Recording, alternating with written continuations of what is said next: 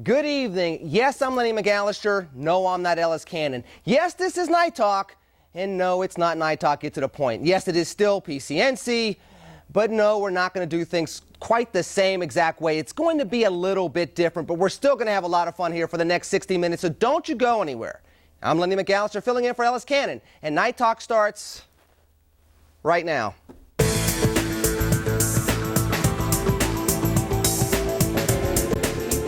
Asking me about my opinion on Ferguson, so here we go with my opening statement. I know that a lot of you out there are wondering why in the world people would watch Ferguson, Missouri, especially if it's their hometown, especially if they live there, etc. Why would you burn down your own hometown to protest what's going on in the world? What's going on with the grand jury decision? What's going on with the decision that was handed down by that grand jury, how it was guided by Bob McCullough, how things have played out over the last several months, and as a matter of fact, over the last several years. Now, I know that as you're looking at the images, you're saying that's a lot of destruction, that's a lot of anger. Isn't there a more beneficial way to protest? Now, there are some folks, as they're looking at this, they're saying there's not any good that could come out of this. There's way too much emotionalism. There's not enough logic. There's not enough conversation.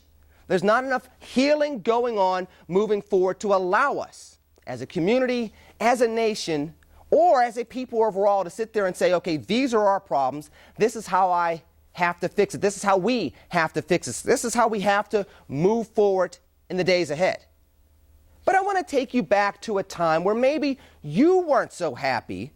Maybe not all of you, but some of you, weren't so happy about a decision that came down where you thought somebody committed a criminal act, where somebody may have killed somebody, and despite everything that you think is obvious, plain as day, laid on the table, and anybody can figure out, as they say oftentimes, Stevie Wonder can see the truth with this.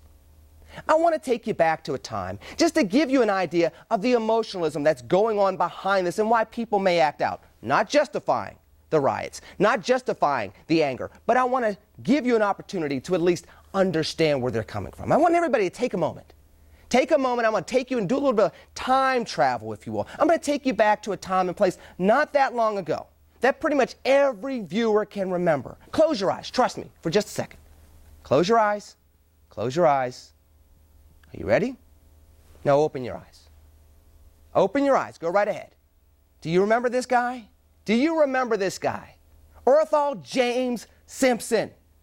20 years ago today started the whole fiasco with the white Bronco and the murder and the trial. And if the gloves don't fit, you must acquit. And what ended up happening?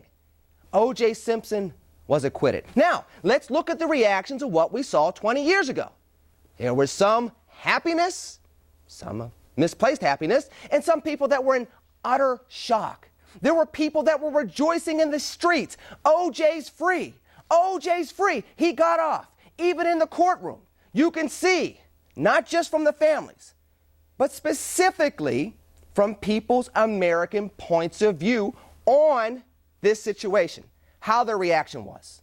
There was anger. There was frustration. There was angst. There was racial dividedness.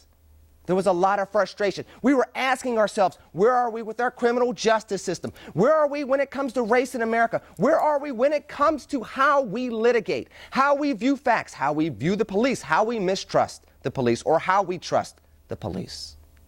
Do you remember those times?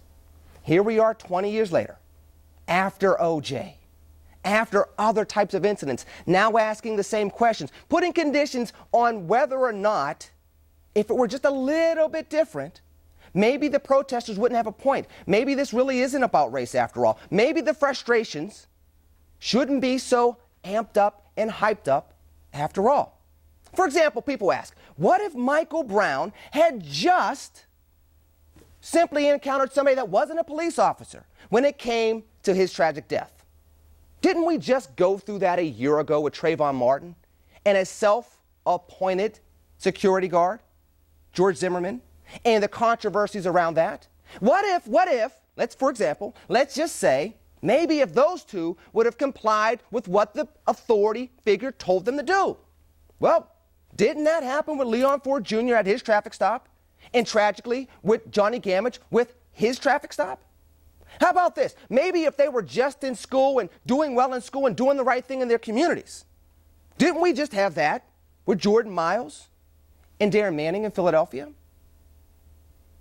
Think about that. Well, maybe we'll take it one step further. Maybe we'll take it one step further. What if not only did they do the right things and comply with police and try not to be in the wrong place at the wrong time, what if they actually partnered with the police to bring about a sense of partnership together? Do you mean like Eric Gardner in New York City, where he was breaking up a fight and he was honored and thanked for that by asphyxiation, leaving his kids orphans and his wife a widow? When you look at these realities, when you look at the fact that we have seen mass shootings of African American men over the last several years, at the clip of one every 28 hours, some justified, some not, people are going to have a mistrust of the police. When you look at the history of America, when it comes to justice and how justice has a dual meaning in America, people are going to mistrust the system. Couple that into play, Bob McCullough and his personal history, the fact that they litigated this case not miles away from the historic Dred Scott decision.